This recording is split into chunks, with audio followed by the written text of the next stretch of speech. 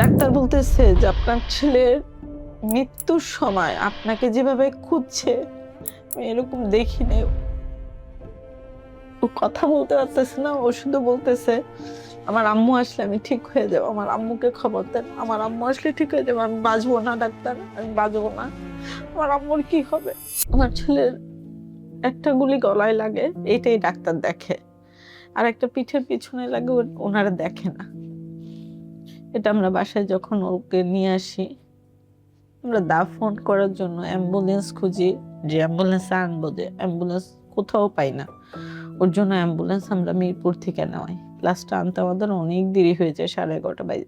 রাত্রে 2টার সময় রওনা দিয়ে রাস্তায় 3-4 জায়গায় গাড়িটা আটকায় এবং লাশ খুলে আমার দেখাইতে হয়, কারণ তারা মনে করতেছে আওয়ামী লীগের কেউ পালাচ্ছে কিনা।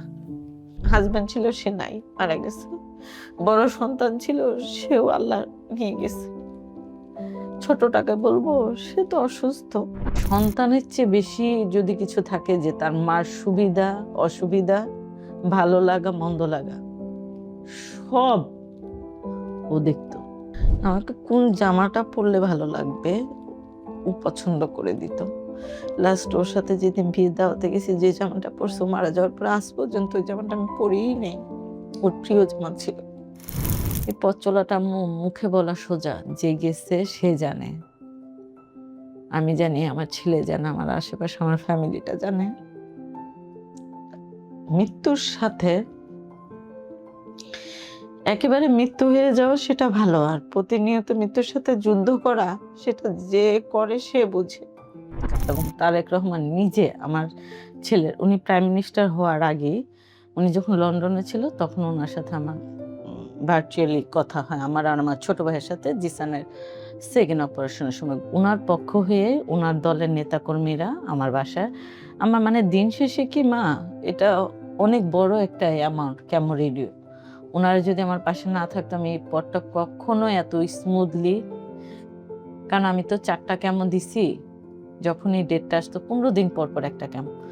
আমি তো একটা মেয়ে মানুষ, 49,000 টাকা মুখের কথা না, মাসে 1 লাখ টাকা। আমি শুধু ফোন করতাম যে ভাইয়া কালকে জিসানের কেমো বা 5 তারিখ কেমো, ওনারা 2 দিন আগে আমাকে টাকাটা হয়তো বাসায় দিত, বা আমি জিসানের টেস্ট করতে পপুলারে আসতে পপুলারে দিত, সিএমএইচ এর গেটের কাছে এসে দিয়ে যেত, যেখানে আমার সুবিধা হইতো সেখানে যেয়ে তারা দিয়ে যেত। এদিক থেকে আমি বলবো আলহামদুলিল্লাহ, আলহামদুলিল্লাহ, তারা আমার পাশে ছিল। এর মধ্যে হাদি আমার ব্যাপারটা যায় না, আমার সাথে যোগাযোগ করে ওর ফার্স্ট অপারেশনে হাদি আমার পাশে ছিল। হাদি অপারেশনের আগে যায় আমাকে ভালো অঙ্কের একটা অ্যামাউন্ট দিয়ে আসে এবং বললেন আন্টি ইনশাল্লাহ আমরা পাশে আছি।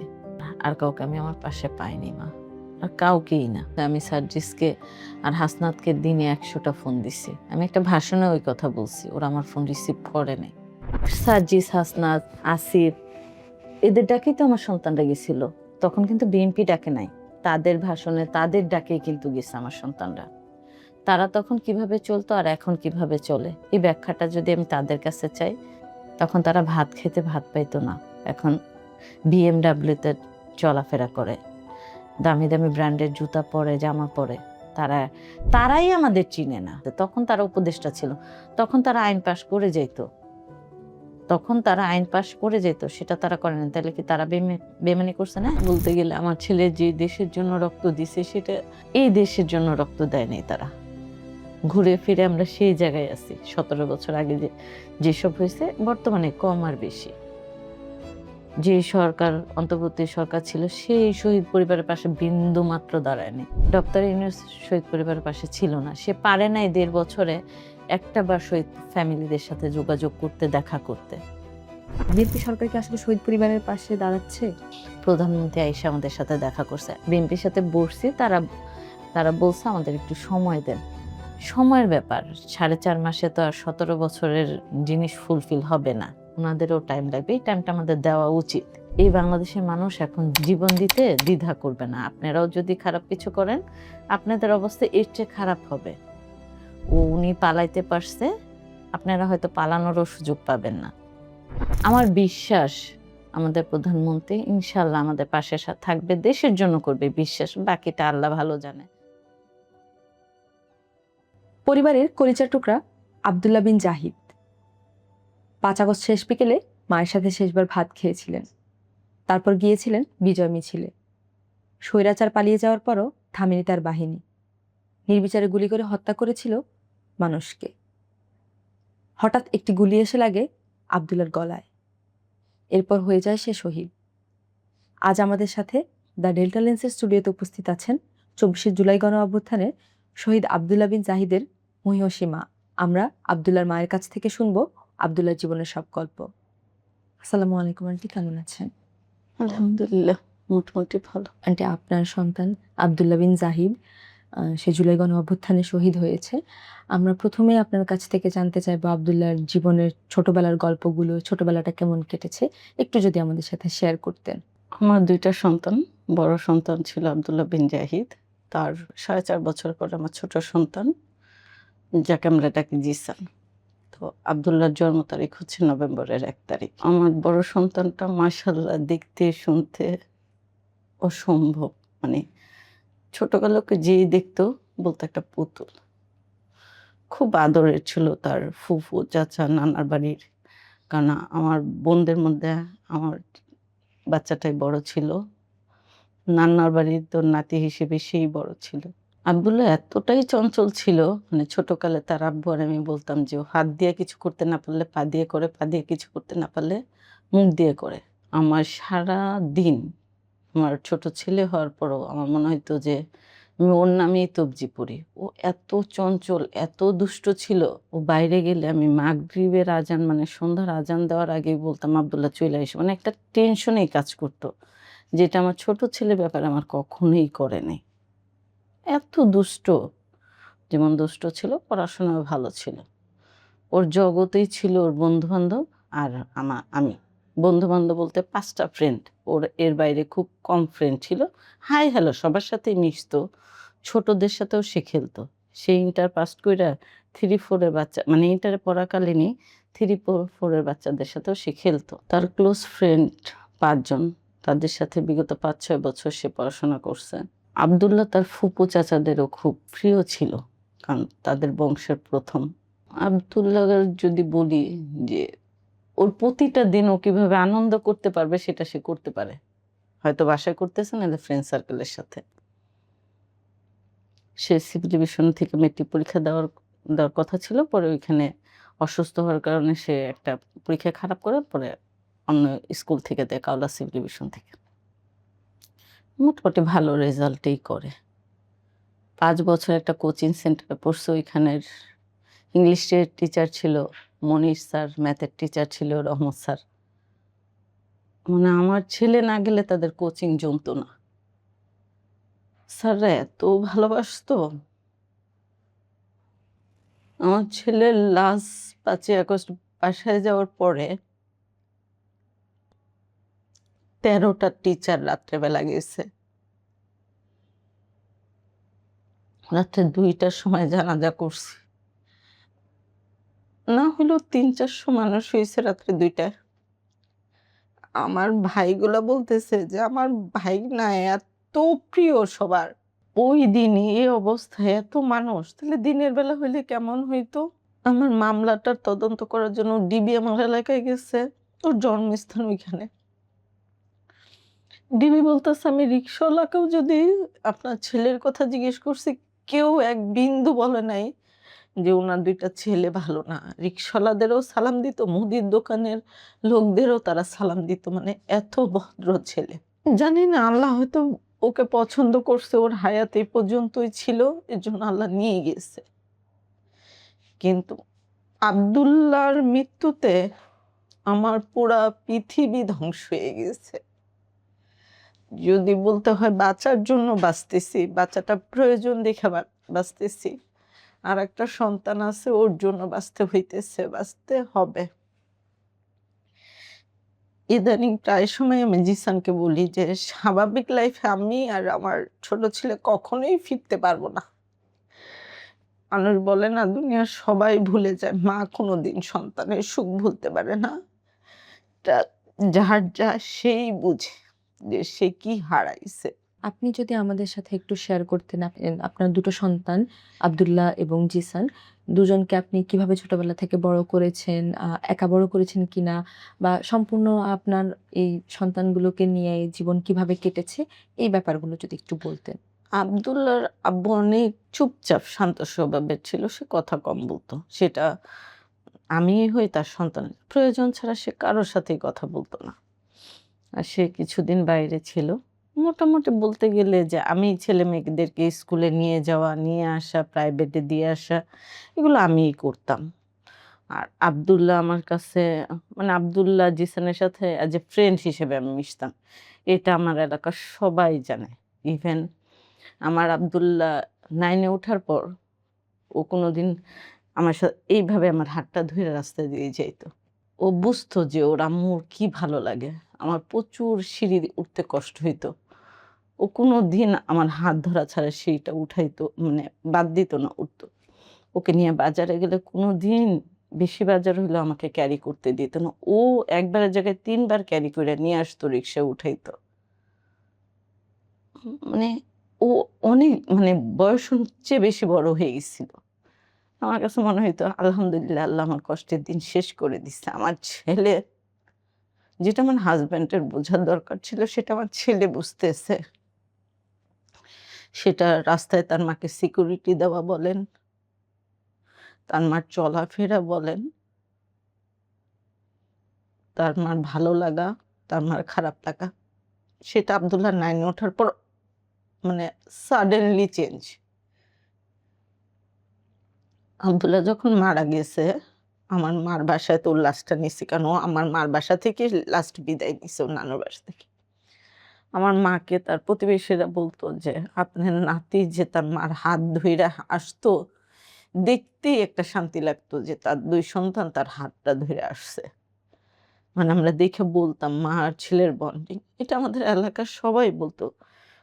মানে আমি গর্বের সহিত বলি যে আমার ২ টা ছেলেকে আমি আলহামদুলিল্লাহ, আলহামদুলিল্লাহ অনেক ভালোভাবে মানুষ করছি। আমার চেয়ে তো আর কষ্ট কারো বেশি না। আব্দুল্লাহ মারা গেছে, আব্দুল্লাহ আমার নারী ছেঁড়া ধন ছিল। আমার বড় সন্তান ছিল। বড় সন্তানের প্রতি মা-বাবার অন্যরকমই একটা টান থাকে।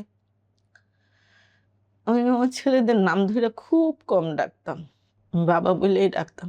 আব্দুল্লাহর লাইফে আব্দুল্লাহ কোনদিন নখ কাটে নাই। মানে ও মাথার শ্যাম্পুটা পর্যন্ত করতে পারত না। ও যেদিন মারা গেছে তার আগের দিনও ওকে মাথার শ্যাম্পু করে আমি গোসল করায় দিছি।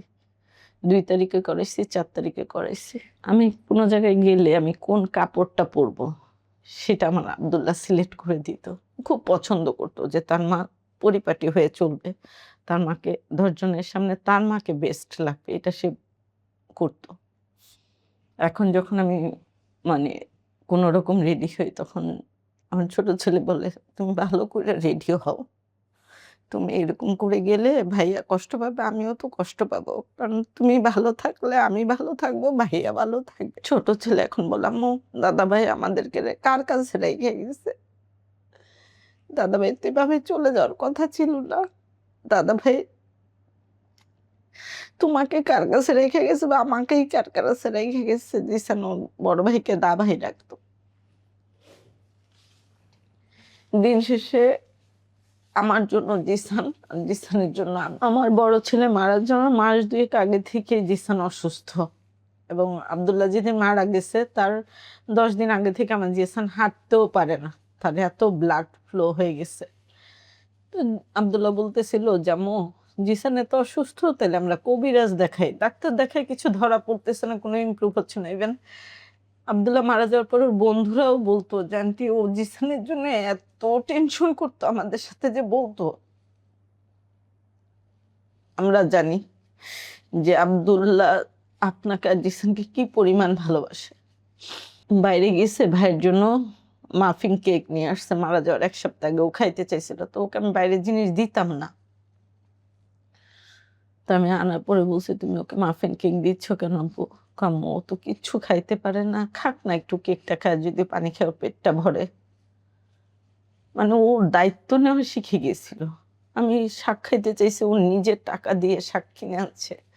ছোট, ছোট অনেক জিনিস, মানে ও যে সাডেনলি এত চেঞ্জ, ওর ঘাড়ে যে দায়িত্ব পড়ে গেছে যে আমার একটু খেয়াল রাখতে হবে।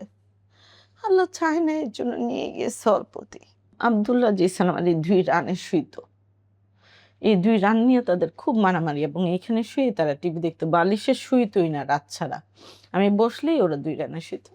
আমার আব্দুল্লাহ মারা যাওয়ার পর আমার জিসান এই রানে এখন আর শোয় না। আব্দুল্লাহর সাথে রাগারাগি করলে আমি কথা বলা বন্ধ করে দিতাম। আমার অস্ত্র এতটুকুই ছিল, আর এতেই ও পাগল হয়ে যেত। আইসা আমার এই গানের সাথে ওর গানটা মিশাইতো, মিশিয়ে বলতো কি, আম্মু মা তুমি আমার সাথে রাগ করো কেন? তখন সে আমাকে আম্মু মা ডাকতো। আমি কথা বলতাম না। দেখছো আমি তোমাকে ভালোবাসে ২ বার মা বলি, একবার আম্মু আর একবার মা। কেউ কি তার মাকে এভাবে ডাকে? আমি তো তোমাকে ভালোবাসে দেখছো। আম্মু বাবা বলছে আচ্ছা সরি আম্মু, রাগ করো না, আর করবো না। এখন আর কেউ আম্মু মা ডাকে না। সেটা ভালোবাসেই হোক আর রাগ করেই হোক। বিগত প্রায় ২ বছরই তো আব্দুল্লাহ মারা যাবে আগস্টের ৫ তারিখ। ২ বছরে আমি আমার ছোট ছেলে লাইফের এত কিছু দেখছি। কারণ আব্দুল্লাহ মারা যাওয়ার ৫ তারিখে মারা গেছে, ৬ তারিখে দাফন করছি। আর ৯ তারিখে ওর নামে মিলাদ পড়াইছি শুক্রবার। ১০ তারিখে হসপিটালে ভর্তি হইছি ছোট ছেলেকে নিয়া। পিজিতে। গ্যাস্ট্রোলজি ডাক্তার দেখাইছি, উনি বলছে ভর্তি করাইতে। টেস্টে কিছু ধরা পড়তেছে না। আগস্টের ১৯ তারিখে ওর ক্যান্সার ধরা পড়ছে, 3rd স্টেজ ক্লোন ক্যান্সার। আমার বাচ্চার বয়স ছিল ১২.৫ বছর। একটা মার জন্য আর কি বাকি আছে? ২ টা সন্তান। একটা শহীদ হইছে আর একটা ক্লোন ক্যান্সার আক্রান্ত 3rd স্টেজ।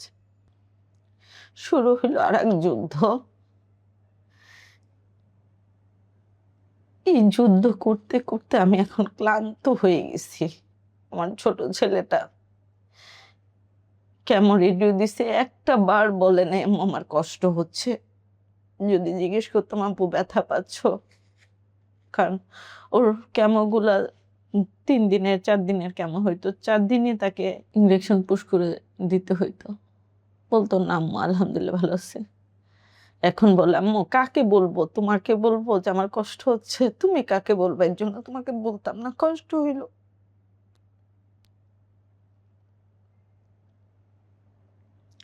নভেম্বরের ১ তারিখ আমার বড় ছেলের জন্মদিন। জন্মদিন আসার ১৫-২০ দিন আগে থেকে কি রান্না করতে হবে, কি খাবে, কোথা থেকে কেকের অর্ডার দিবে বন্ধুদের নিয়ে। মানে মানুষ ঈদে কি আনন্দ করে, তার চেয়েও বেশি আনন্দ ও জন্মদিনে করত। আব্দুল্লাহ মারা যাওয়ার কিছুদিন পরই জিসানের ক্যান্সার ধরা পড়লো। আপনার হাজবেন্ড মানে আব্দুল্লাহর বাবা, উনি কি অবস্থায় ছিলেন তখন, বা ওনার সাথে আপনাদের যোগাযোগ এরপর কি হলো? আব্দুল্লাহ মারা যাওয়ার সময় ওর আব্বু দেশের বাড়ি কিশোরগঞ্জে ছিল। ওর আব্বুকে ফোন দিলাম, ওর আব্বু শুই না ফোন কেটে দিছে যে আব্দুল্লাহর অ্যাক্সিডেন্ট কথা শুই না। তারপর সে আবার রাতে ফোন দিছে, তুমি বাড়িতে আসবা আব্দুল্লাহকে নিয়ে?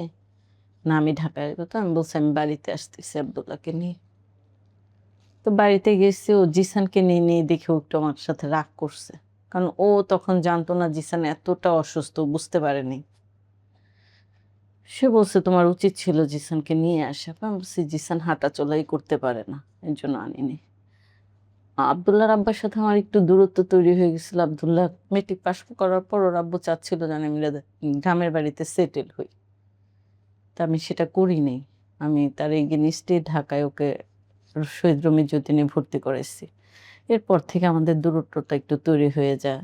সে খুব কম ফোন দিত, যোগাযোগ করতো। করতো সেটা খুবই কম। প্রয়োজনে আমরা ফোন দিতাম। তার কাছ থেকে ফোন আসতো না বললেই চলে, না বরাবর। আস্তে, আস্তে দূরত্বটা অনেক বেশি হয়ে যায়। তো আব্দুল্লাহ মারা যাওয়ার পরে এই দূরত্বটা, এই সম্পর্কটা নাই বললেই চলে। কারণ তার ফ্যামিলি, সে আমাকে দায়ভার করছে আমার কারণে আব্দুল্লাহ মারা গেছে। আসলে এটা তো কাউকে বোঝানোর জিনিস না, আমার সন্তান আমি মেরে ফেলবো। এটা নিয়ে তার সাথেও কথা বলছি, বলে লাভ নেই। এবং আমার জিসান, সে শুনছে আমার জিসান অসুস্থ। সে যেহেতু সবাই জানে আমার জিসানের ক্যান্সার, সেই ৭ মাস আমার জিসানকে একটা বারের জন্য দেখতে আসে নাই। আব্দুল্লাহ মারা যাওয়ার পুরা দায়ভারটা আমার ঘাড়ে চলে আসছে, এই কারণে সে আর জিসানকেও দেখতে আসে না। এটা একটা সন্তানের জন্য, একটা ওয়াইফের জন্য কত বড় কষ্ট যে এটার ভিতর দিয়ে গেছে সে জানে। বললাম না যে আমি কি দেখছি,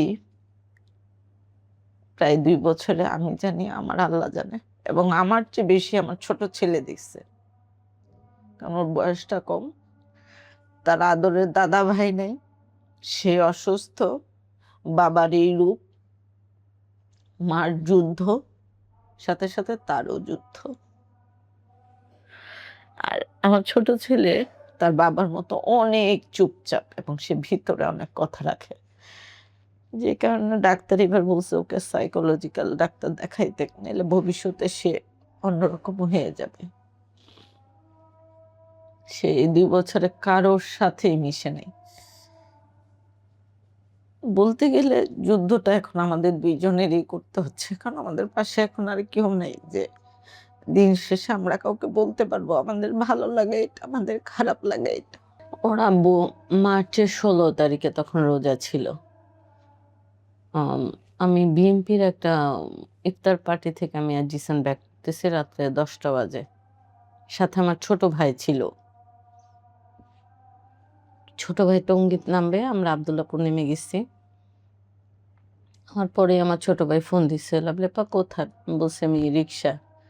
আপা শুনছো? আমি কই কি? সৌরভ ভাই অসুস্থ, মানে আমার হাজব্যান্ডের নিকনেম ছিল সৌরভ। সৌরভ ভাই অসুস্থ। আমি কই না। তুমি কার থেকে শুনছো? পরে আমার আরেক ভাইয়ের নাম বললো, কবির দাদা ফোন করে আমাকে বলছে, আচ্ছা তুমি বাসায় যাও, আমি তোমাকে ফোন দিচ্ছি। তা আমি বলছি একটু খবর নাও, কোথায় কি অবস্থায় আছে। তা আমি রিক্সা থেকে বাড়িতে ফোন দিছি ওর নাম্বারে। এক ভাবি ধরছে, ধরে বলতেছে সৌরভ মনে হয় 2 দিন থেকে টোটালি খাওয়া দাওয়া বন্ধ, ও তো ঘরের ভিতরে থাকে, আমরা খেয়াল করিনি, ও তো একাই ছিল। এখন আজকে আইসা দেখি ওর অবস্থা খারাপ, স্যালাইন দিতেছি। তা আমি বলছি ভাবি বেশি অবস্থা খারাপ? কয় হ। তা আমি বলছি একটু মোবাইলটা দাও, জিসান কথা বলবে। তো জিসান ডাকতেছে বাবা বাবা বাবা, সে কথা বলতে পারতেছে না। এটা তো বলে লাভ নেই, তখন তার হুঁশই নেই।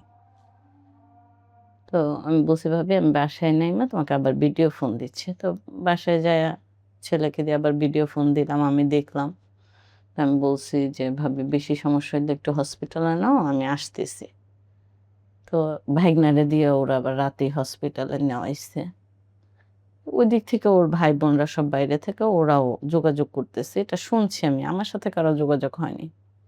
তো আমি আবার আমার ছোট দেবরকে ফোন দিচ্ছি, ফোন দিয়ে বলছি তোমার ভাই, তোমার ভাই তো অসুস্থ, কি করব? তখন সে আমাকে বলছে ভাবি তুমি এখন যায়ও না, গেলে হয়তো ভাইজান উত্তেজিত হয়ে যাবে। উম, আমি খবর টবর নিয়ে তোমাকে জানাচ্ছি।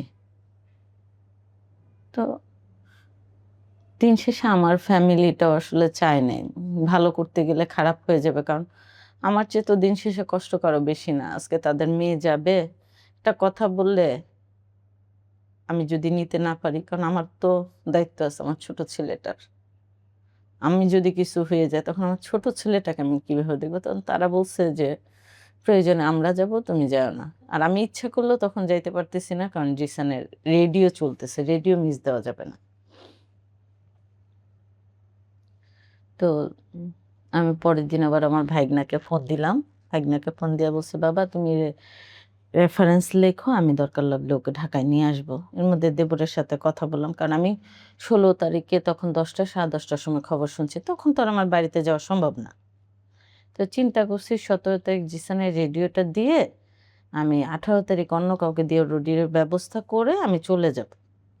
17 তারিখ আবার ভাইগনাকে ফোন দিলাম যে বাবা ডাক্তার কি রেফারেন্স লিখছে? কয় না আন্টি, ডাক্তার রেফারেন্স লিখতেছে না, তারা এই দায়ভার নিবে না। যদি আপনি নিতে আসেন, মানে নেওয়ার মতো কন্ডিশন নাই, আমি যে তাকে ঢাকায় নিয়ে আসবো সেই কন্ডিশনটা নাই। অক্সিজেন সার্কুলার বন্ধ হয়ে গেছে তার, অক্সিজেন শরীরে নিতেছে না, অক্সিজেন দিতেছে সেটাও করতেছে না, এরকম সে বলল।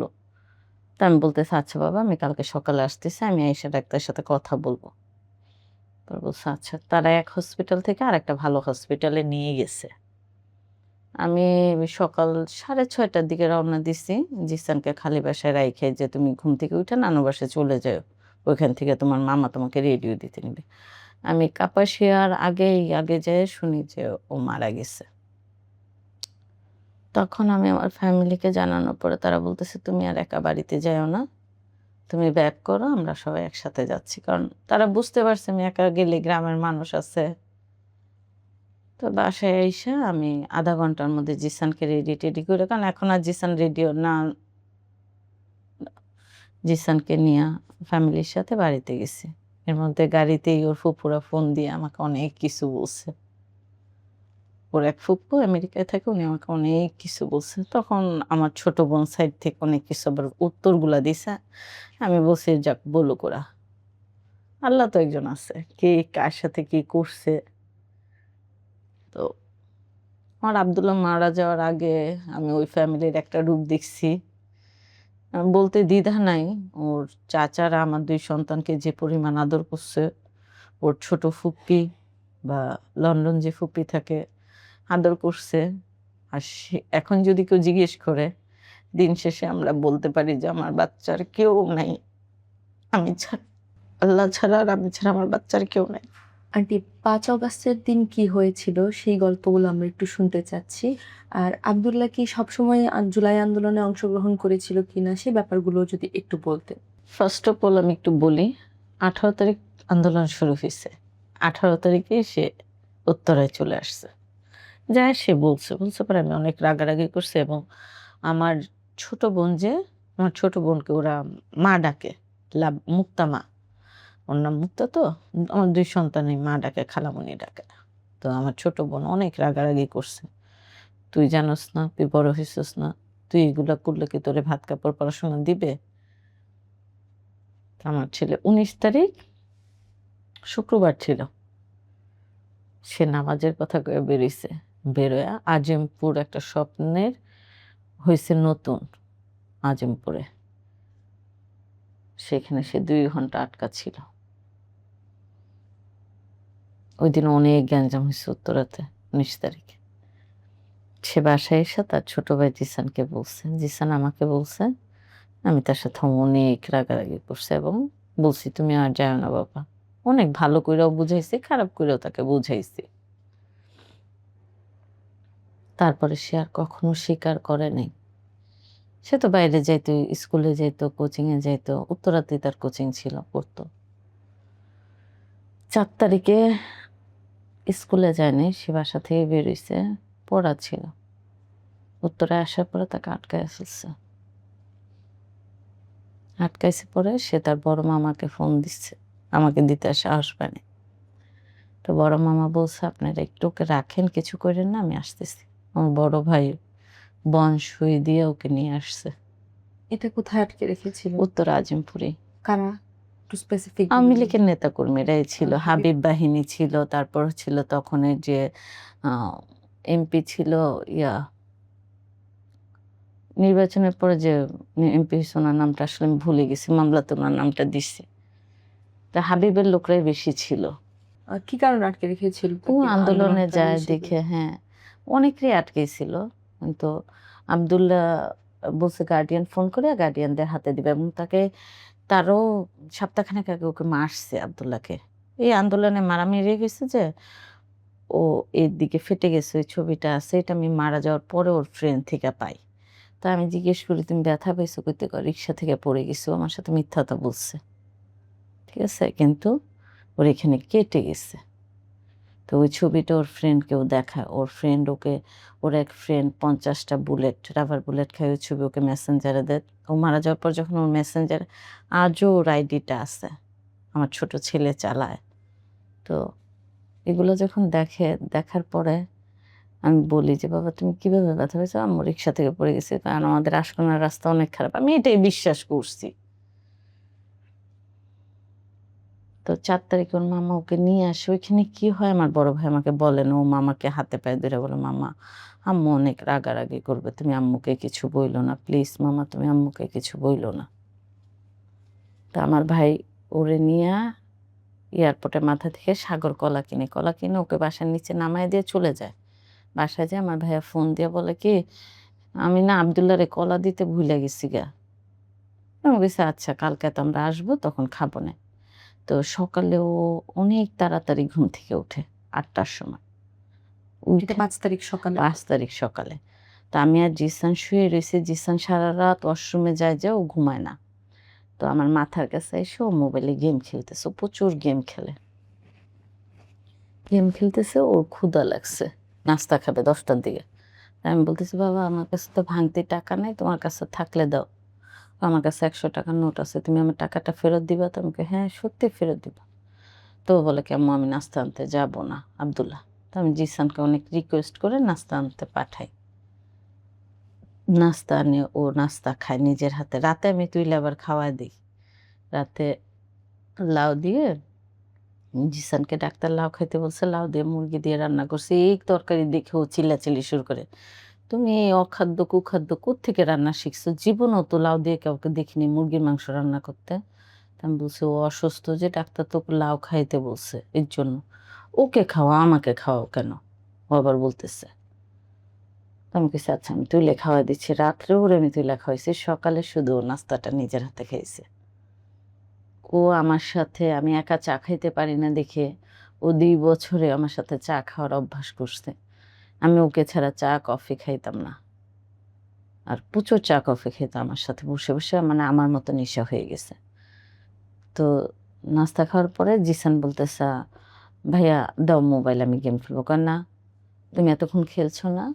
কয় আমি, তুই ঘুমাইছোস, ওই টাইম খেলছি, এখন ভাগাভাগি করে খেলবো। তো সবচেয়ে লাইফে আফসোস হচ্ছে, আব্দুল্লাহকে আমার একটা মোবাইল কিনে দেওয়ার কথা ছিল, সেটা আমি কিনতে পারিনি। এই ডেট ছিল, তখন কারফিউ চলে আসছে, বলছিলাম সোমবারে কিনে দিব ওকে। তো শনি রবিবার কইছি কিনে দিব, তখন তো কারফিউ চলতেছে, দোকানপাট বন্ধ। কারণ ও iPhone 6 চালাইতো, আমি রাগারাগি করে ভেঙে ফেলছি ও গেম খেলে দেখে। তো iPhone 10টা আমার কাছে, ওইটাই ও চালাইতো। তো ওকে আমি বলতাম তুমি এটা চালাও, ঘরে এসে এটা চালাও, আমি মোবাইল দিয়ে কি করব, কথা বলতে পারলেই হয়েছে। গেম খেলতেছি 2 ভাই বোনে, এর মধ্যে বলতেছে আম্মু আসো আমি তোমার সাথে একটু লুডো খেলি। আমার সাথে বইসা ও আমার সাথে লুডো খেললো।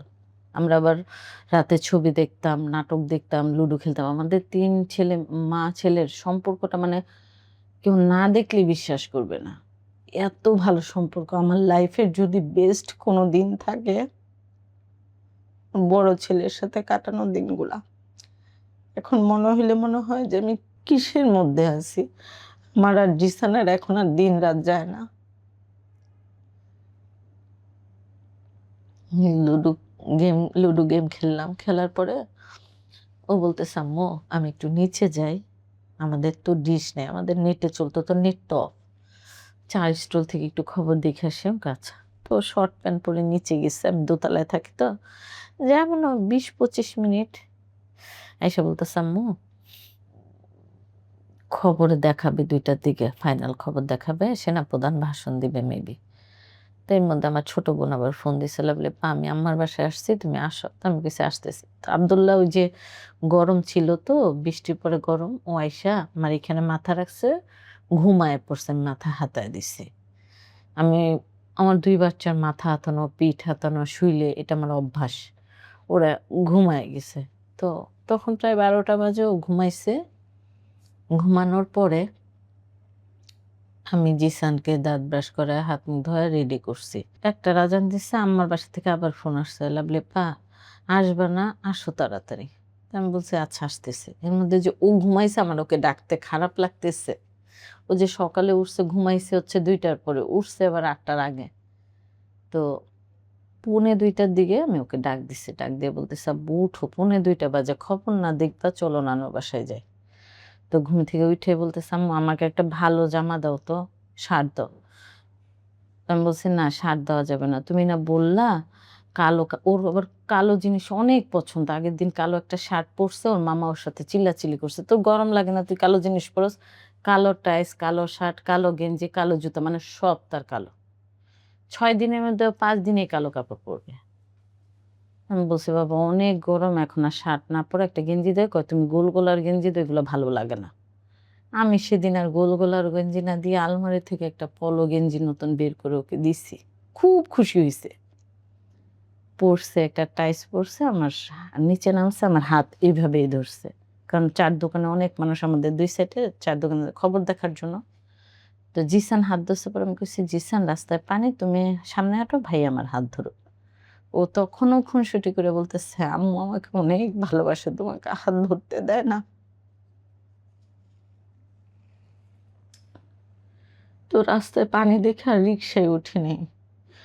ও যে টিচারের কাছে পড়ে ওই স্কুলের সামনে দিয়ে যাচ্ছি, ওই মনির স্যারের সাথে দেখা হয়েছে, যে টিচার তাকে 5 বছর পড়া। স্যারকে সালাম দিল, জিজ্ঞেস করলো, জিসানের কথা জিজ্ঞেস করলো, ভাবি ভালো আছেন, আপা ভালো আছেন? হ্যাঁ ভালো আছি। জি আব্দুল্লাহ, তোমার আম্মু অনেক কষ্ট করে তোমাকে পড়াচ্ছে, তুমি ভালো কলেজে চান্স পাইছো, ভালো কইরা পড়ো। স্যারের সাথে কথা টথা বলে ও হাঁটতেছে, তো জিসানের অনেক সূচিবায়ু। ওকে যদি আমিও শলি বা ধরি, ওইটাই 5 বার ধুইব, এত সূচিবায়ু। জিসান যতটা পরিষ্কার, আব্দুল্লাহ ততটা নোংরা। ওই যে পানি পাড়াইতেছে, আব্দুল্লাহ দেওয়ালে হেলান দিয়ে মোবাইল চালাইতেছে আর হাসতেছে, এসে বলতেছে, আজকে হাত পা কি দিয়ে দেবি, ভিমবার দিয়ে না সার্ফ এক্সেল দিয়া? কি হাসি! তাই আমি বলতেছি, তুমি হাসতেছো, ওকে কুলে করে পানিটা পার করো। তো আব্দুল্লাহ আসছে জিসানকে কুলে নিতে, কয় না আম্মু, ও কুলে নিয়ে আমাকে এই পানিতে ফালায় দিবে। তো বাসায় উঠছে, ও অনেক হাসতেছে, জিসান ময়লা পানি পাড়াইছে, মানে ও এটাতে খুব মজা পাইছে। ও তো ময়লা হচ্ছে ওর বিষ। তো বাসায় এসে হাত পা ধোয়ার পরে আমার বোন খবর দেখতেছে আর ডান্স করতেছে সোফা বইসা। তো আমার বড় ছেলে বলতেছে, দেখছো মুক্তামা কেমনে ডান্স করতেছে, শেখ হাসিনা পালাইছে দেখা, তুমি কিছুই পারো না। আমাকে থাক, মানে আমার মনটাই খারাপ।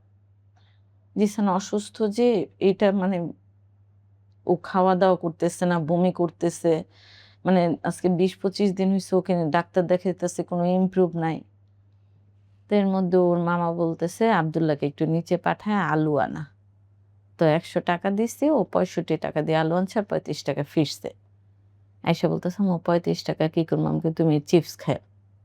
এই 35 টাকাই ওর পকেটে ছিল। তো আম্মু ইলিশ মাছ দিয়ে আলু দিয়ে রান্না করছে। ওরা বলতেছে, আমি ইলিশ মাছ বাইছা খাইতে পারবো না। এর মধ্যে আম্মা বলতেছে, আব্দুল্লাহরে কলা দিও, যে রাতের কলা। আব্দুল্লাহ খায় নাই, জিসান খাইছে। তো আম্মা রান্না করতে করতে দেরি হয়ে গেছে, 4টা বাজে গেছে, যে খবর টবর দেখছে। আব্দুল্লাহ বলতেছে, আম্মু বন্ধুরা ফোন দিতেছে, চলো আমি যাব। এর মধ্যে জিসান শুধু আব্দুল্লাহ নামে বিচার দিতেছে, আম্মু তোমার মোবাইল চালাইতেছে। আমি কই, চালাক না। মানে জিসান, মানে 2 ভাইয়ের খুনসুটি এমন লেভেলের, কেউ কারোর ছায়াও পাড়াইতো না। রিমোট নিয়ে ঝগড়া, মোবাইল নিয়ে ঝগড়া, ঘরে বাইরে 2 জনেই ছিল। ওকে তুইলা ভাত খাওয়াইলাম। ওর হিস্টোরিতেও কোনো দিন এই কথা বলে নাই, ওর যে 16 বছর এই কয়টা ভাত রয়েছে, বললে বলতো যে আম্মু ফেলে দাও।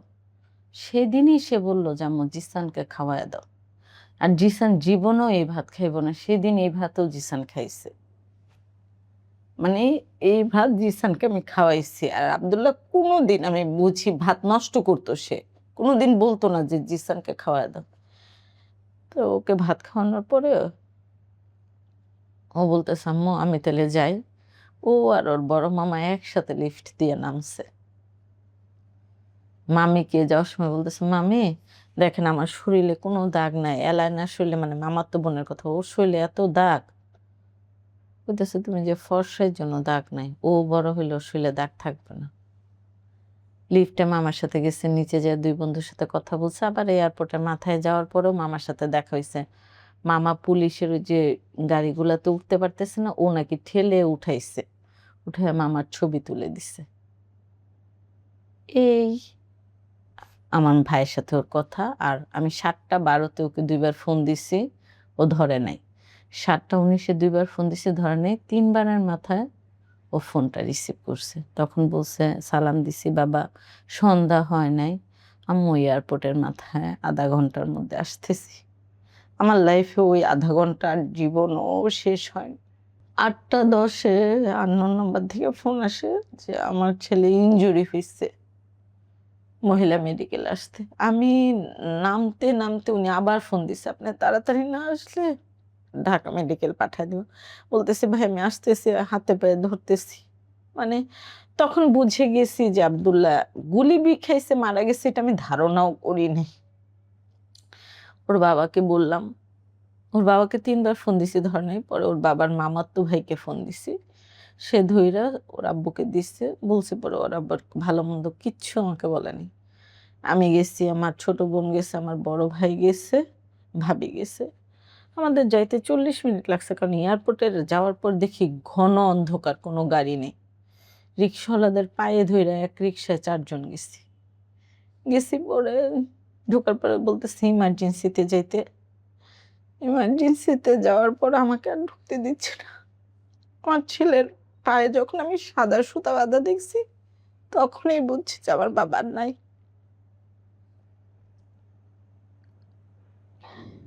আমার ছেলে বোঝা অবস্থায়, না বোঝা অবস্থায়, আলহামদুলিল্লাহ আমার বড় ছেলের এমন কোনো শখ নাই আমি মা হিসেবে পূরণ করিনি। এমন কোনো শখ নাই আলহামদুলিল্লাহ। শুধু তাকে আমি এই মোবাইলটাই কিনে দিতে পারিনি তার সাথে কমিটমেন্ট করে। ডাক্তার বলতেছে যে আপনার ছেলের মৃত্যুর সময় আপনাকে যেভাবে খুঁজছে আমি এরকম দেখি নাই।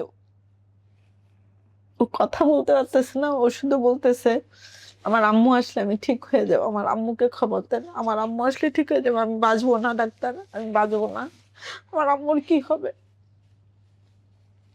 আমার ছেলের একটা গুলি গলায় লাগে, এইটাই ডাক্তার দেখে, আর একটা পিঠের পিছনে লাগে, ওনারা দেখে না।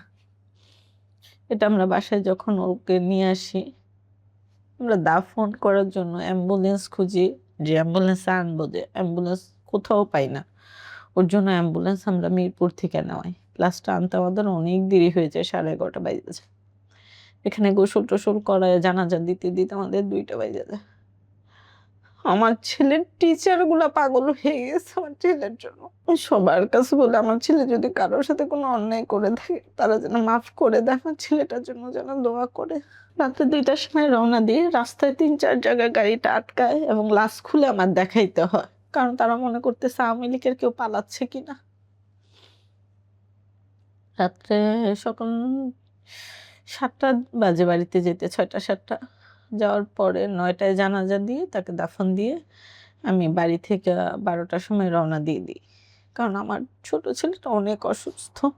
এর জন্য অনেকে আমাকে অনেক কিছু বলে যে মা কবরে দাফন করে সঙ্গে সঙ্গে চলে যায়। কারণ আমার ছোট ছেলেটা তখন হাঁটা চলা খাওয়া দাওয়া কিছুই করতে পারে না। ইভেন ওর আব্বুও রাগ করে। আইসা ওকে ডাক্তার দেখাই 8 তারিখে, 6 তারিখে দাফন করে 7 তারিখে শুধু বাসায় ছিলাম। 8 তারিখে ডাক্তার দেখানোর পর ডাক্তার যখন ওর দেখে প্লাটিলেট একেবারেই নাই, হিমোগ্লোবিন নাই, 5.75, তখন বলে আপনি ওকে ইমিডিয়েটলি ভর্তি করেন হসপিটালে, নাহলে এই ছেলে বাঁচানো যাবে না।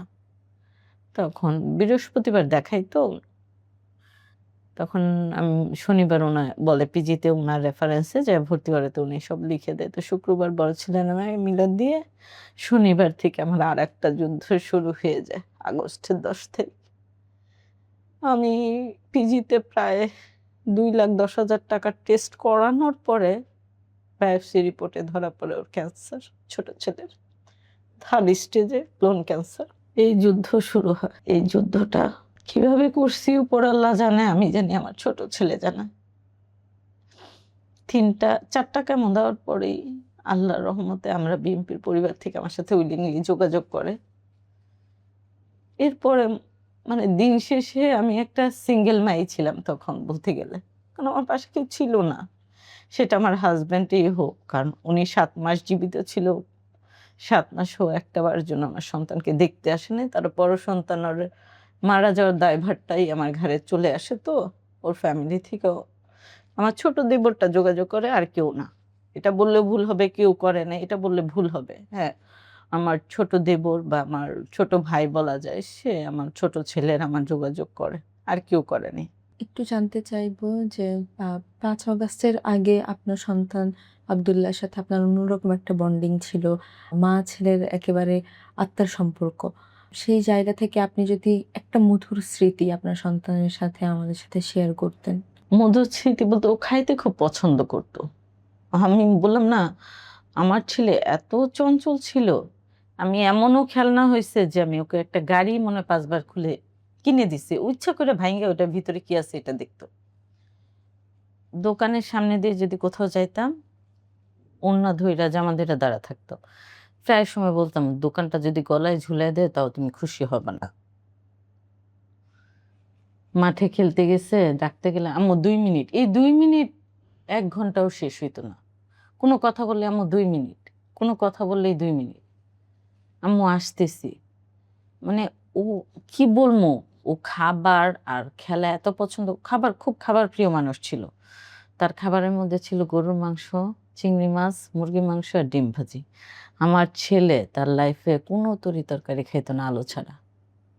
তা সে আলু ছাড়া কোনো তরকারিই খেত না। এর জন্য মানে আমার আত্মীয়-স্বজন সবাই একটু রাগ করতো, "এত বড় ছেলে কোনো মাছ খায় না, কিচ্ছু খায় না। প্রয়োজনে ডিম ভাজি দিয়ে ভাত খাবে। অন্য কিচ্ছু না।" ওর সাথে কোথাও গেলে ২ তারিখে আমরা একটা বিয়ের অনুষ্ঠানে গেছি আগস্টের। বৃষ্টি হইছে শুক্রবার, অনেক বৃষ্টি হইছে ঢাকা শহরে সেদিন। সেটা নিকুঞ্জ কনভেনশন হল খিলক্ষেতে। তো নিকুঞ্জের ওই ব্রিজটা পার হচ্ছি যে, ও আমার হাতটা শক্ত করে ধরছে। আমি নাগরা জুতা পরছি, স্লিপ কাটতেছি। মানে ও আমার সন্তানের চেয়ে বেশি যদি কিছু থাকে, যে তার মার সুবিধা, অসুবিধা, ভালো লাগা, মন্দ লাগা সব ও দেখতো। মাকে কিসে ভালো লাগবে, মা কিসে হ্যাপি। আবার দুষ্টামি করতো আমার সাথে, সে গেম খেলতো, লুডো খেলতো। আম্মু এই ছবিটা দেখবা, ৩ মা ছেলে একসাথে টিভি ছেড়ে ছবি দেখতাম। মানে এগুলো বলে শেষ করা যাবে না। মানে শেষে ও 9 এ ওঠার পরে ও সাডেনলি এত ইমপ্রুভ, এত চেঞ্জ, বলার মতো না। আমি ওকে ছাড়া কোথাও যাইতাম না। সেটা যদি বাজারেও হইতো, আমি ওকে নিয়ে যেতাম এবং ও আমাকে একা যাইতে দিত না। "মা তুমি চলো।" কারণ ও বাজার করতে পারতো না। এজন্য আমরা ৩ জনেই একসাথে যেতাম, বা জিসান ঘরে থাকলে আমি আর ও যাইতাম। আমি কখনো আমার বাসা যদি বাইরে যেতাম, দরজা আমি লক করতাম না, ও লক করত সবসময়। এখন জিসান করে। আমার অনেক কষ্ট লাগে। কারণ এই দায়িত্বগুলো আমার বড় ছেলেকে আমি দিয়ে দিয়েছিলাম। আমাকে কোন জামাটা পরলে ভালো লাগবে, ও পছন্দ করে দিত। লাস্ট ওর সাথে যেদিন বিয়ের দাওয়াতে গেছি, যে জামাটা পরছে, ও মারা যাওয়ার পর আজ পর্যন্ত ওই জামাটা আমি পরিই নেই। ওর প্রিয় জামা ছিল। প্রায় সময় বলতো, "আম্মু, তো আমি অনেক কেনাকাটা পছন্দ করি, কাপড় কেনাটা। আম্মু, আমি বিয়ে করলে না সব ভালো, ভালো কাপড়গুলো আমার ওয়াইফকে দিবা। এগুলা চল থাকবে না।" কয়, "তোমারগুলা চল থাকবে। জিসানকে খারাপগুলা দিবা।" আমার জামাকাপড় যদি আমার ভাই বোনেরা কেউ নিতে চাইতো, জীবনও ও দিত না। জিসান দিয়ে দিতে চাইত। "না আম্মু, তোমার জিনিস কাউকে দেওয়া যাবে না।" জীবনও ও স্বীকার যেত না। ও মেট্রিক পরীক্ষা দিছে, ওর প্র্যাকটিক্যাল খাতাগুলো আমি করে দিছি। কলেজে ভর্তি করাইছি আমি, ফার্স্টের দিন নিয়ে আসছি, আমিই ভর্তি করেছি। ফার্স্ট ক্লাসে নবীনবরণে আমাকে নিয়ে আসছে। বললাম না, দিন শেষে এখন মনে হয় যদি লাইফ থেকে নভেম্বরের ১ তারিখ, আগস্টের ৫ তারিখ মুছে ফেলতে পারতাম, আমি মুছে ফেলতাম। জন্মদিনটা পালন করার জন্য যে ও কি করতো, লাস্ট জন্মদিন ২০২৩ নভেম্বরের ১ তারিখে পালন করছি। সেদিন ওর থেকে আমি কমিটমেন্ট নিছি যে এরপর আর কখনো তোমার জন্মদিন এত ধুমধাম করে আমি পালন করব না। সেইবার এত বড় করে ওর বন্ধুদের দাওয়াত দিয়ে রাত্রে ১টা পর্যন্ত আমার বাসায় খাওয়ায়া, রান্না-বান্না করে আমি অনেক বড় করে পালন করছি। ও অনেক মজা করছে। কে জানতো এটাই তার লাইফের শেষ জন্মদিন।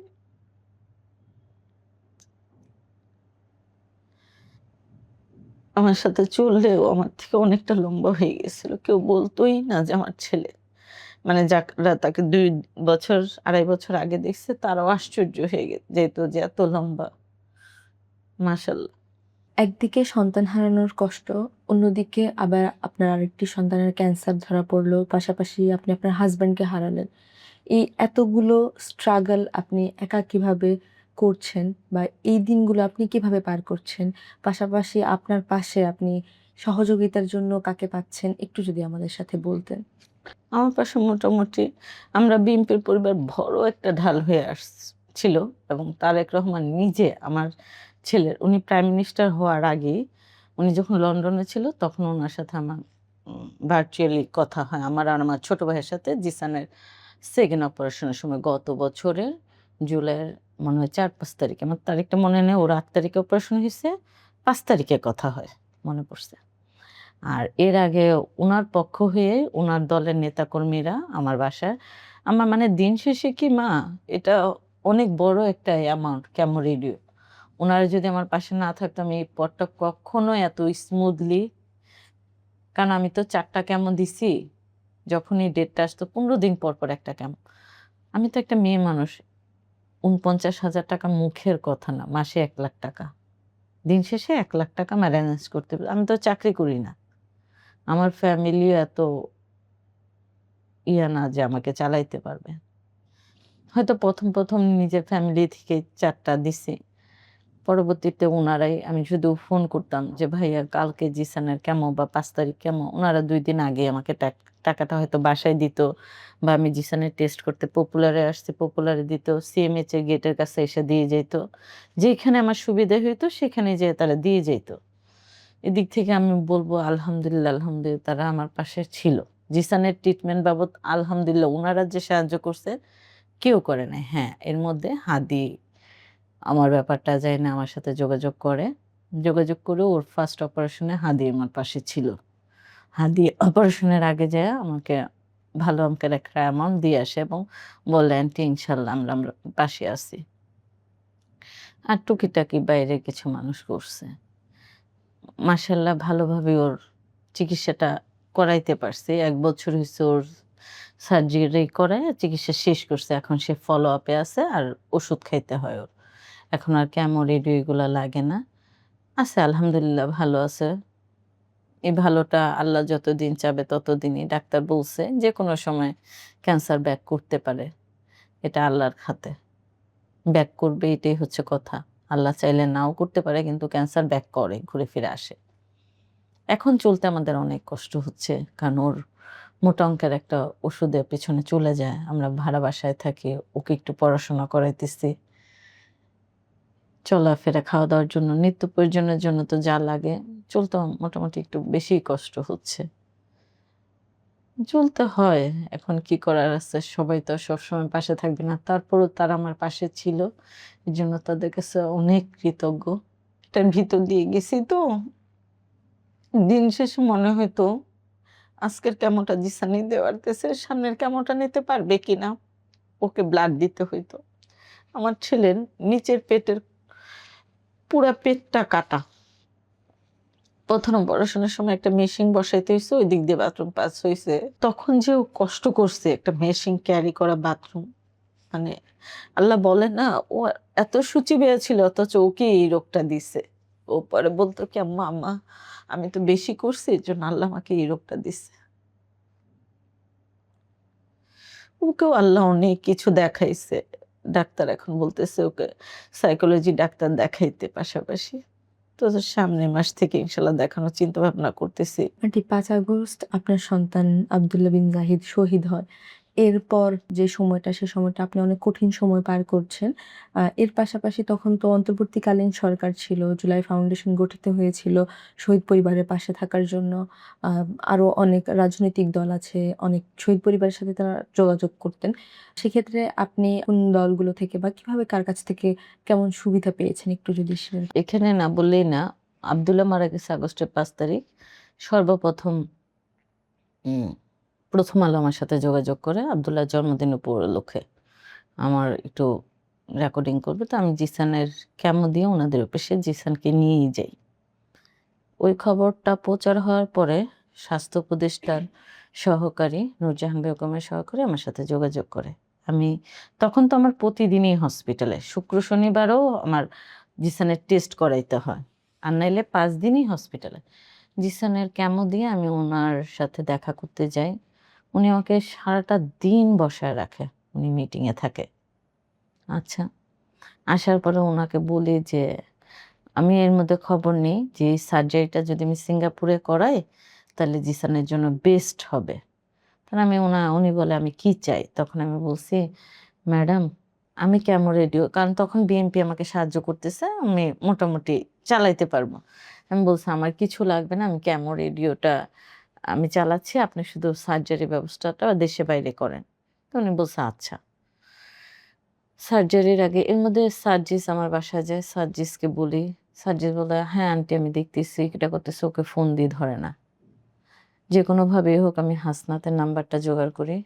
হাসনাতকে ফোন দেই। হাসনাতের সাথে আমার কোনোদিনও দেখা হয় নাই, কথা হয় নাই। কিন্তু আমি জোগাড় করি এনিহাউ। কিন্তু সার্জিসের সাথে আমার 4 বার দেখা হয় বিভিন্ন অনুষ্ঠানে, এবং সার্জিস আমার বাসায় গেছে, আপনাকে আমি সেটা দেখাইছিও। সার্জিস আমার বাসায় গেছে হাসনাতের বিয়ের দিন।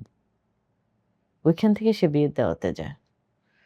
তো সার্জিস বাসায় যেয়ে আমাকে 50,000 টাকা দিয়ে আসে। আমি নিতে চাই না। তারপর আমি দিয়ে আসি। এটা হচ্ছে সার্জিসের পক্ষ থেকে। এটা আমি বললাম। আর অন্য কোনো রাজনৈতিক দল, জামাত থেকে 2 লাখ টাকা দেওয়া হয়। আর কেউ আমার পাশে ছিল না। সেটা সবাইকেই দেয়। জামাত কিন্তু সবাইকেই দেয়। এক্সট্রা যে আমাকে দিছে এটা না। কিন্তু জিসান বাবু যদি বলেন কে আমার পাশে ছিল, সেটা হচ্ছে আমরা বিএনপির পরিবার, হাদি। আর কাউকে আমি আমার পাশে পাইনি। আপনাদের প্রতিনিয়ত তো আসলে অনেক আ কঠিন সময় পার হচ্ছে। সেক্ষেত্রে একটু খোঁজ খবর নেয়া, এই যে ব্যাপারগুলোতে আপনি কাদেরকে পাশে পেয়েছেন? খোঁজ খবর না, হাদি যখন ছিল হাদি টুকিটাকি খবর নিত। জিসান কেমন আছে, আন্টি কেমন আছে? আর আমরা বিএনপির পরিবার। আর কাউকে আমি আমার পাশে পাইনি মা। আর কাউকেই না। বললাম না, যখন জিসানের ১ম সার্জারি ডেট পড়ছে, আমি সার্জিসকে আর হাসনাতকে দিনে ১০০ টা ফোন দিছি। আমি একটা ভাষণে ওই কথা বলছি। ওরা আমার ফোন রিসিভ করে নাই। আমি কিন্তু ইচ্ছে করলে হাদির কথাও না বলতে পারতাম। আপনি জানেন না। কিন্তু আমি তো জানি আমি কাটটা খাইছি। দেশের বাইরে থেকে আমাকে একজন হেল্প করছে কিছু টাকা দিয়ে। তখন জিসানের কেমো চলে। এটা 'প্রথম আলোর' আর্টিকেল পর থেকে উনি যোগাযোগ করেই দিছে। এই আমি উনাকে চিনি না। দেখিনি উনি আমেরিকায় থাকে। উনি আমার অ্যাকাউন্টে পাঠায় দিছে। হুম। এখন এই দিনগুলো আরকি অনেক কষ্টে যাচ্ছে। কারণ আ উনাদেরও একটা লিমিটেশন থাকে। উনারা একটা সংগঠন। আর উনারা যা করছে আলহামদুলিল্লাহ, এটা আমি বলেও স্বীকার করতে পারব না। উনাদেরকে যে আমার পাশে পাইছি এটা আমার কপাল। হ্যাঁ, আমার ছেলে দেশের জন্য যাদেরকে পাশে পাওয়ার কথা ছিল তারাই ছিল না। ইন্টারিম সরকার কি আমাদের পাশে দাঁড়ানোর কথা ছিল না? ৮-১০ টা পরিবারের সাথে তো আমার যায় না।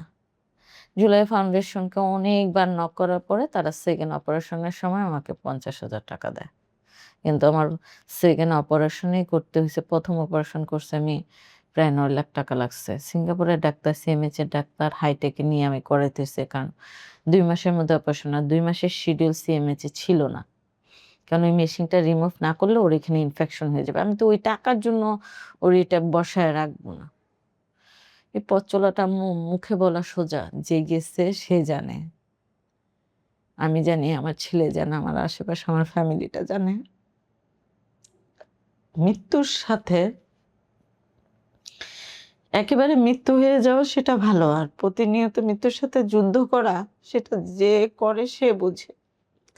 এখনো রাতে যখন শুই মনে হয় কালকে সকালটা কিভাবে পার করব, কালকের দিনটা কিভাবে পার করব। আন্টি, আপনার সন্তান যখন শহীদ হলো, তারপর আপনার আরেকজন সন্তান অসুস্থ হয়ে গেল। আপনার কাছে কি মনে হয় আব্দুল্লাহ যদি বেঁচে থাকতো তাহলে আপনার এই পথ চলাটা কি কিছুটা সহজ হতো কিনা? মা, দিন শেষে আমি না এখন বলতে পারি না যে আমার পেটে ব্যথা করতেছে, মাথা ব্যথা, কার কাছে বলবো? যে হাসব্যান্ড ছিল সে নাই, মারা গেছে। বড় সন্তান ছিল, সেও আল্লাহ নিয়ে গেছে। ছোটটাকে বলবো, সে তো অসুস্থ। আজকে বলবো যে বাবা তুমি একটু এটা করে দাও। কাকে বলবো? ও তো অসুস্থ, ওর বয়স কম, ওর বোঝার শক্তি আছে। আ আমি যে কাকে কি বলবো সেটা আমিই জানি না। এতটা একা আল্লাহ আমাকে বানায় দিছে। আপনার কাছে কি মনে হয় আব্দুল্লাহ বেঁচে থাকলে হয়তোবা আপনার কষ্টটা অবশ্য, অনেকাংশে কারণ ও বুঝতো? আমার ডান হাত বাম হাত দোনোটাই ছিল। বললাম না বারবার যে ও আমাকে একটা ব্যাগ ক্যারি, আমার পার্সটা নিতেও আমাকে দিত না। আম্মু তোমার কষ্ট হচ্ছে কারণ আমার পায়ে অনেক প্রবলেম হাঁটা চলাতে। ও আমাকে ধরে, ধরে সিঁড়িগুলো উঠাইতো। কোথাও গেলে সিঁড়ি ধরে, পরশুদিন আমার ছেলে বলতেছে, "সরি আম্মু, ভুলে গেছি তোমাকে উঠাইতে হবে যে হাত ধইরা।" দাদাভাই তো কখনো তোমাকে হাত ধরা ছাড়া উঠাইতো না। ৫ আগস্ট পরবর্তী সময়ে আপনার সন্তানের মতো এমন অসংখ্য মায়ের সন্তানের রক্তের উপর দাঁড়িয়ে নতুন একটা অন্তর্বর্তীকালীন সরকার এসেছে। তারপর পরিবর্তন হলো, একটি নির্বাচন হলো, এরপর বিএনপি সরকার ক্ষমতায় এলো। নানান রাজনৈতিক দলের আগমনও ঘটেছে। সেক্ষেত্রে আপনার কাছে কি মনে হয় যে আপনার সন্তান আসলে দেশের জন্য রক্ত দিয়েছে বা আপনার সন্তানের রক্তের উপর দাঁড়িয়ে নতুন বাংলাদেশ গঠন হয়েছে? কতটুকু পরিবর্তনের জন্য সে রক্ত দিয়েছে আর কতটুকু পরিবর্তন আসলে আপনি দেখতে পাচ্ছেন? বলতে গেলে আমার ছেলে যে দেশের জন্য রক্ত দিছে সেটা আমরা কোনোভাবেই, এই দেশের জন্য রক্ত দেয় নাই তারা। ঘুরে ফিরে আমরা সেই জায়গায় আছি। ১৭ বছর আগে যেসব হয়েছে বর্তমানে কম আর বেশি। যে সরকার অন্তর্বর্তী সরকার ছিল সেই শহীদ পরিবারের পাশে বিন্দুমাত্র দাঁড়ায়নি। কারণ আমি ভুক্তভোগী। আমার ছেলে ট্রিটমেন্ট পায় না, তাহলে নূরজাহান বেগম কি সিঙ্গাপুরে ট্রিটমেন্ট পায়? উনিও তো ক্যান্সারের রোগী ছিলেন। উনার ট্রিটমেন্ট তো সে সিঙ্গাপুরেই করছে। কার রক্তের উপরে আপনি উপদেষ্টা হয়েছিলেন? আমাদের ছেলেদের রক্তের উপরে। আপনাকে কয়জন চিনতো? আপনি সেই কোটার ভিত্তিতেই আসছেন। ডক্টর ইউনূস শহীদ পরিবারের পাশে ছিল না। সে পারে নাই ১.৫ বছরে একটাবার শহীদ ফ্যামিলিদের সাথে যোগাযোগ করতে, দেখা করতে। আচ্ছা, তারপর নির্বাচন হলো। আমরা বিএনপির পরিবার আজকে ৪ মাস, ৪.৫ মাস চলতেছে। জুলাই সনদ আ আমি বলব না যে বিএনপি ১০০ তে ১০০। ১৭ বছরের ফুলফিলটা ৪ মাসে হয় না। দেখার অনেক কিছু আছে। আর এই বাংলাদেশের মানুষ এখন জীবন দিতে দ্বিধা করবে না। আপনারাও যদি খারাপ কিছু করেন, আপনাদের অবস্থা এর চেয়ে খারাপ হবে। উনি পালাইতে পারছে, আপনারা হয়তো পালানোরও সুযোগ পাবেন না। আমি যতটুকু জানি উনারা আমাদের রক্তের সাথে বেইমানি করবে না। আমার ৪-৫ বার কথা হইছে বা আমরা বসছি। আমরা এরকম ৫০-৬০ টা ফ্যামিলি নিয়েই বসছি উনাদের সাথে। সময়ের ব্যাপার। ৪.৫ মাসে তো আর ১৭ বছরের জিনিস ফুলফিল হবে না। আর সবাই শুধু নিজের আখেরটাই গুছাইছে। এগুলা তুলে আনতে গুছাইতে উনাদেরও টাইম লাগবে। এই টাইমটা আমাদের দেওয়া উচিত। আপনার কাছে কি এই পরিবর্তনটা লক্ষণীয় মনে হচ্ছে কিনা? আমা বা বিএনপি সরকার কি আসলে শহীদ পরিবারের পাশে দাঁড়াচ্ছে? আমি তো দেখলাম, কারণ আমরা মার্চে, এপ্রিলে সংসদে গেছি। আমরা কিছু শহীদ পরিবার ৫২ টা পরিবার। প্রধানমন্ত্রী আইসা আমাদের সাথে দেখা করছে। এখন আমি বলি আম্মু, আ সার্জিস, হাসনাত, আসিফ এদের ডাকেই তো আমার সন্তানরা গেছিল। তখন কিন্তু বিএনপি ডাকে নাই। তাদের ভাষণে তাদের ডাকেই কিন্তু গেছে আমার সন্তানরা। তারা তখন কিভাবে চলতো আর এখন কিভাবে চলে, এই ব্যাখ্যাটা যদি আমি তাদের কাছে চাই, তখন তারা ভাত খেতে ভাত পাইতো না। এখন BMW তে চলাফেরা করে। দামি, দামি ব্র্যান্ডের জুতা পরে, জামা পরে। তারা তারাই আমাদের চিনে না। তাদের তো উচিত ছিল আমাদের পাশে দাঁড়ানো।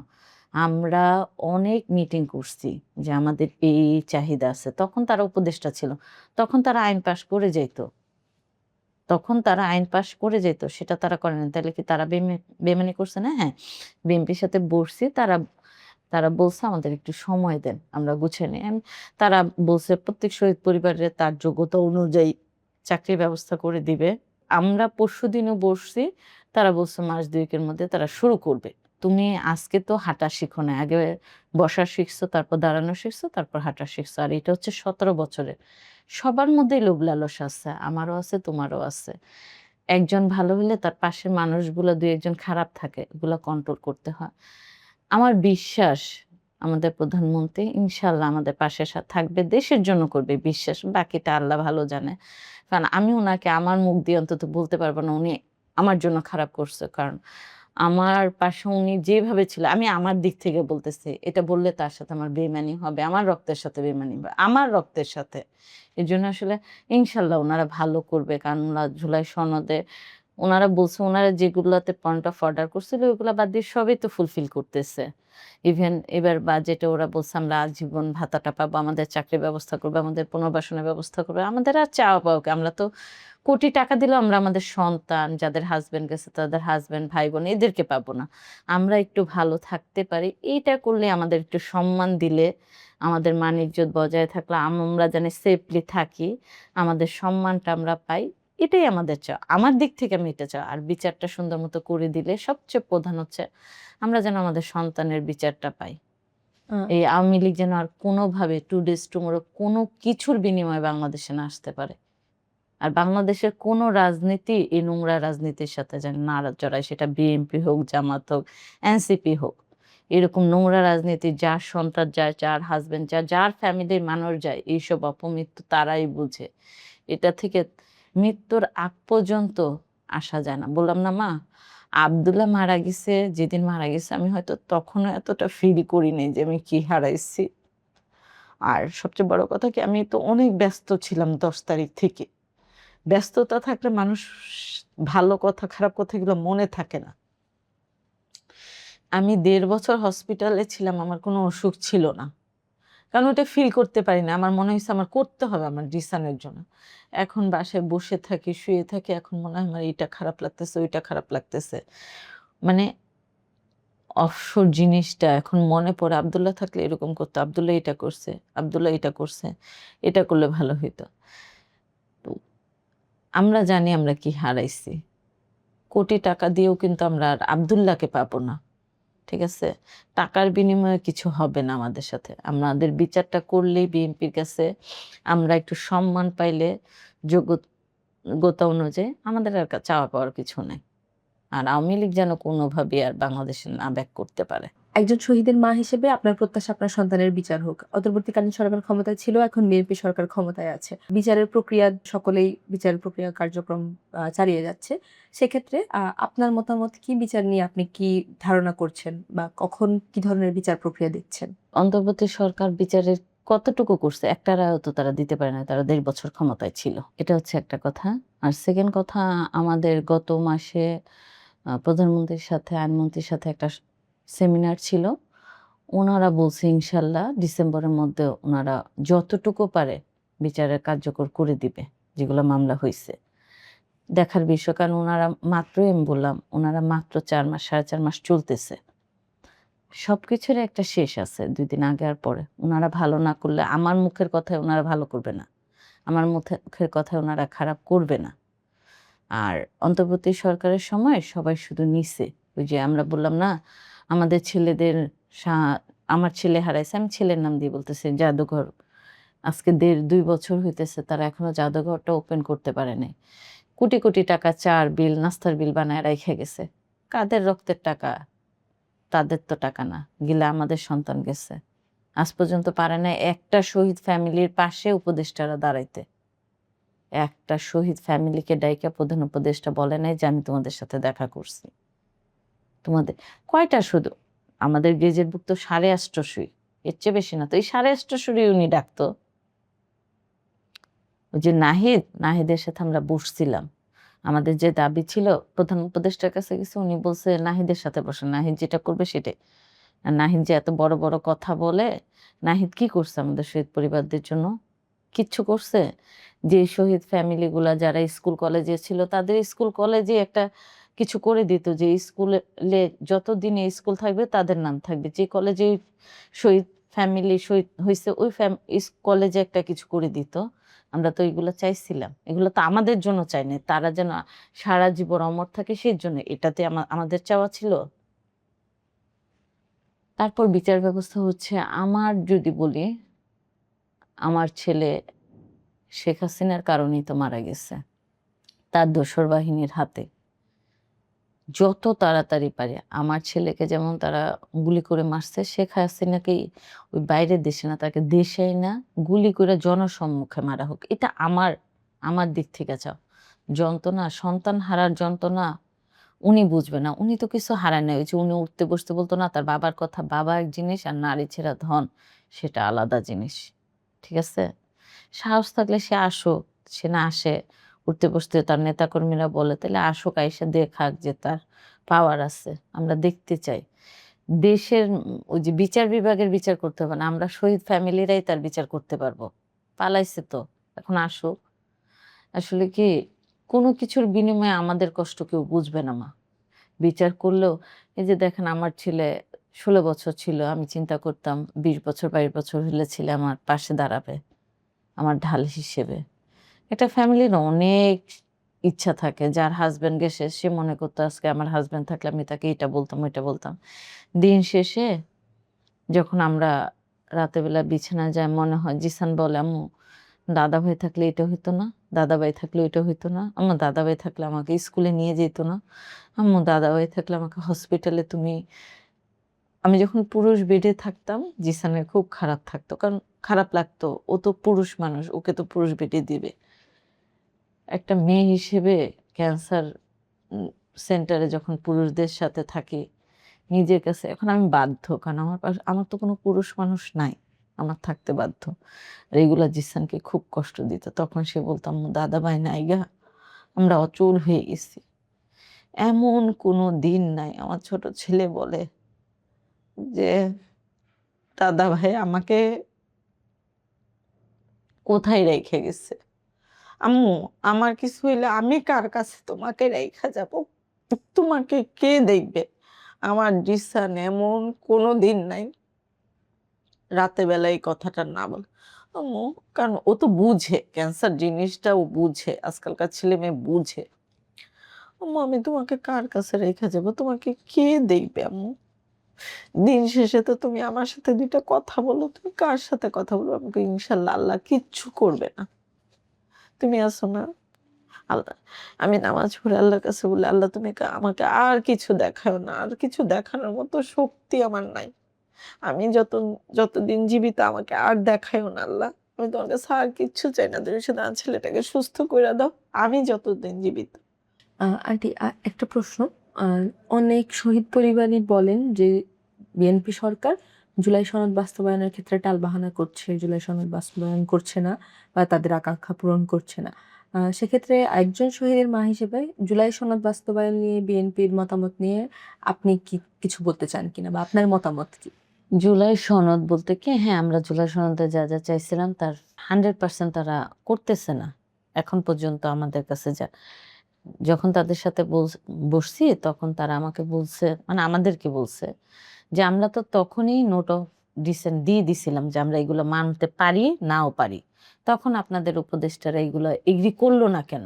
আমরা যা চাইছি তার 100-100 তারা করতেছে না, এটা আমি স্বীকার করি। এখন আম্মু তারা করতেছে না, তাদের দিক থেকেও কিছুটা, হ্যাঁ, কিছু কিছু যেমন গুম খুন এই আইনগুলা তারা বাতিল করে দিচ্ছে, এগুলো তো আমাদের কাম্য ছিল না। তাদের নেতা কর্মীরাই গুম হয়েছে, খুন হয়েছে, সেটাই তারা বাতিল করে দিচ্ছে। এটা কি আপনি বিএনপির নেতাকর্মীদের কথা বলছেন? হ্যাঁ, হ্যাঁ, হ্যাঁ, এই আইনটা তো তারা বাতিল করে দিছে কিন্তু এবার। তাহলে তারা গুম খুন বাতিল করে দিছে। আমরা চাবো যে আমাদের জুলাই সনদটা তারা যেন ফুলফিল করে দেয়। আমাদের তো আর বেশি চাওয়া না, আমরা তো অনেক কিছু হারায় আর ফেলছি। এখানে একটা ছোট্ট প্রশ্ন, যে যেহেতু বিএনপি সরকার গুম খুন অধ্যাদেশ আইন বাতিল করেছে, সেক্ষেত্রে ভবিষ্যতে আর কোনো গুম খুন এগুলোর বিচার কিন্তু হবে না। হবে না। তো ধরেন শেখ হাসিনার মতো যদি বিএনপি সরকার কখনো স্বৈরাচার হয়ে উঠে, কাউকে গুম খুন করে, তখন তো বিএনপি সরকারের বিচার হবে না। একজন শহীদের মা হিসেবে আপনার কি মতামত? এটার প্রশ্ন উত্তর একটু আগে আমি কিন্তু আপনাকে দিয়ে দিছি। আপনি 1 দিন 2 দিন 3 দিন করবে, বাংলাদেশের মানুষ কিন্তু এখন সজাগ হয়ে গেছে। শেখ হাসিনা পালানোর সুযোগ পেয়েছে। আল্লাহ না করুক বিএনপির এরকম হলে তারা পালানোর সুযোগটাও পাবে না। তখন নিজের পায়ে নিজেদেরই কুড়াল মারতে হবে। এইটা দেখার পরও যদি তাদের শিক্ষা না হয়, তাহলে আর কিভাবে শিক্ষা হবে সেটা আসলে আমি বলার কাম্য করি না। আশা করব উনারা কিছু করবে না। মাননীয় প্রধানমন্ত্রী 4 মাসে যতটুকু দেখাইছে, এটা আগের আমরা চিন্তাও করি নাই। উনি অনেক ভালো কাজ করছে, আমি বলব না। কিন্তু তারপরেও ওনার উচিত এই শহীদ পরিবারের জুলাই সনদটা উনি ফুলফিল বাস্তবায়ন করে দিলে ইনশাল্লাহ ওনাকে ধরতে হইলে অন্য লেভেলের ধরতে হবে। সাধারণ জনগণই ওনার পাশে থাকবে। জুলাই সনদটা, কারণ ওনারা তো নির্বাচনের আগে হ্যাঁ ভোটটা দিছিল। ওনারা চাইছিল তো। ওনারা যদি তখন না ভোট বলতো, আজকে তাদের এগেইনস্টে আমাদের বলার কিছুই ছিল না। কারণ তারা প্রচারই করছে না ভোট। এখন তো তারা হ্যাঁ ভোট করছে। তাই সেদিক থেকে আমাদের সকল শহীদ পরিবার থেকে একজন শহীদের মা হিসেবে ওনাদের কাছে হাত জোর করে অনুরোধ করব, ওনারা যেন জুলাই সনদটা বাস্তবায়ন করে দেন। এটা আমাদের প্রথম চাওয়া। আন্টি, 5 আগস্টের পর অনেক রাজনৈতিক দল থেকে শহীদ পরিবারের সাথে যোগাযোগ করা হয়েছে, কিংবা অনেক শহীদ পরিবারকে রাজনৈতিক দলে যাওয়ার জন্য আহ্বান জানানো হয়েছিল। সেক্ষেত্রে আপনার স্ট্রাগলটা তো একটু ভিন্ন। অনেক রাজনৈতিক দল আপনার পাশে এসেছে, সহযোগিতা করেছে। কেউ কি কখনো আপনাকে তাদের দলে সংগঠনে যোগ দেওয়ার জন্য আহ্বান করেছিল কিনা? না, আলহামদুলিল্লাহ আমাকে এরকমভাবে কেউ কখনো ডাকে নাই।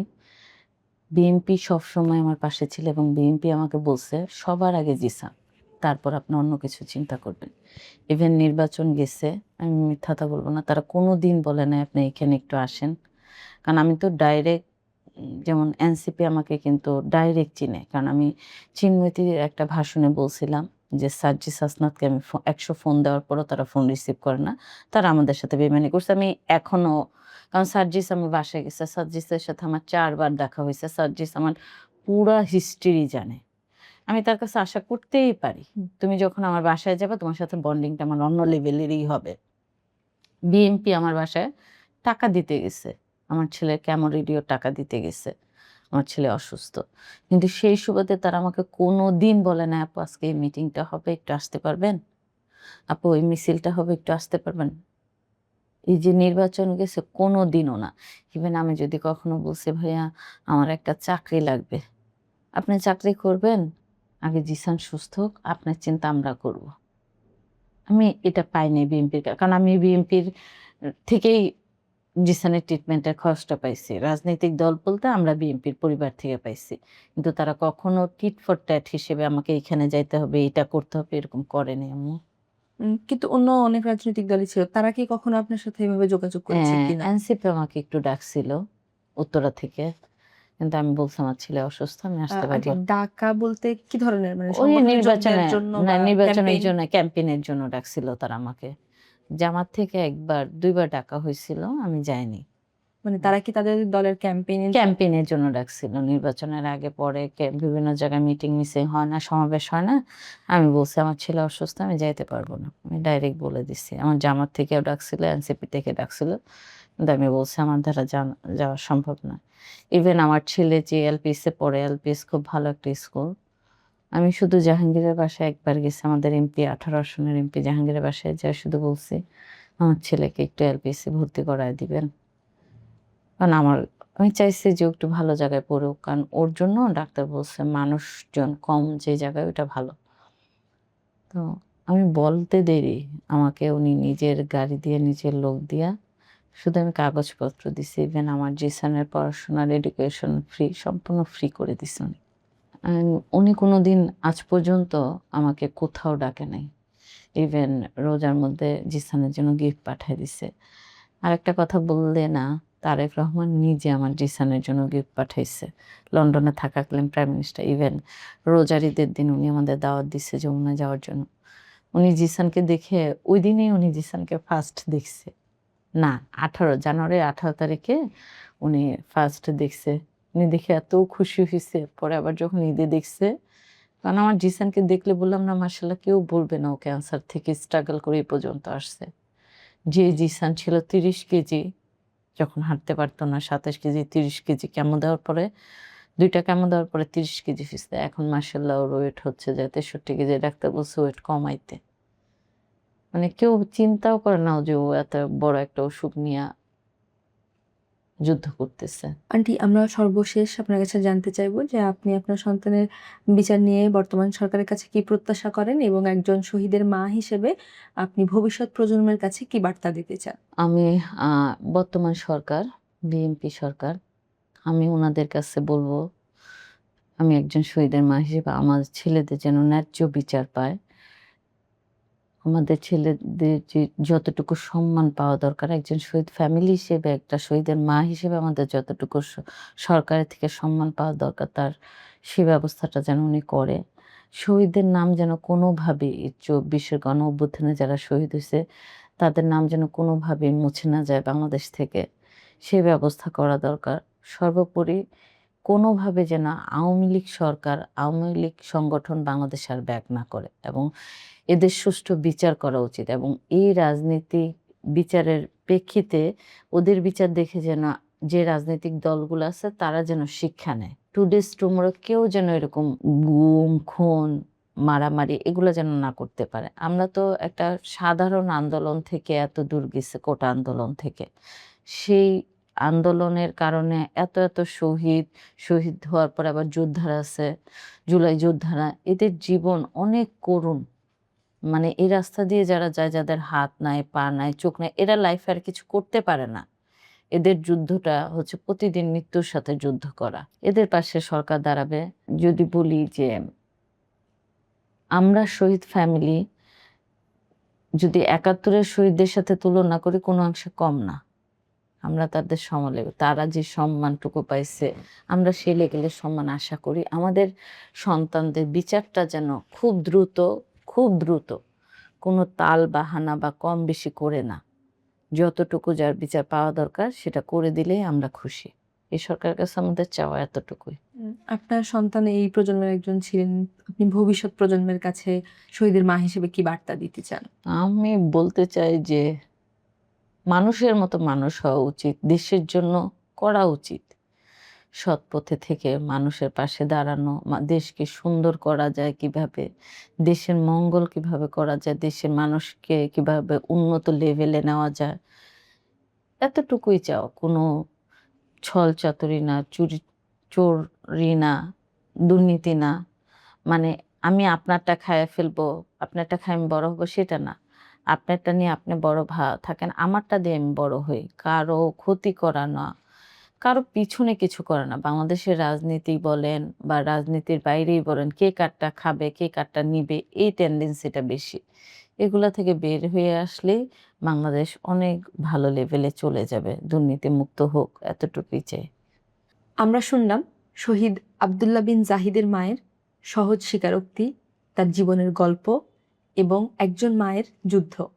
সন্তানকে হারিয়ে আরেক সন্তানকে তিনি প্রায় হারানোর পথেই। আমরা চাই আব্দুল্লাহ বিন জাহিদদের মতো সকল মায়ের সন্তানরা বিচার পাক। 24শে জুলাই গণ অভ্যুত্থানের সকল শহীদদের বিচার দ্রুততম সময়ের মধ্যে কার্যকর হোক।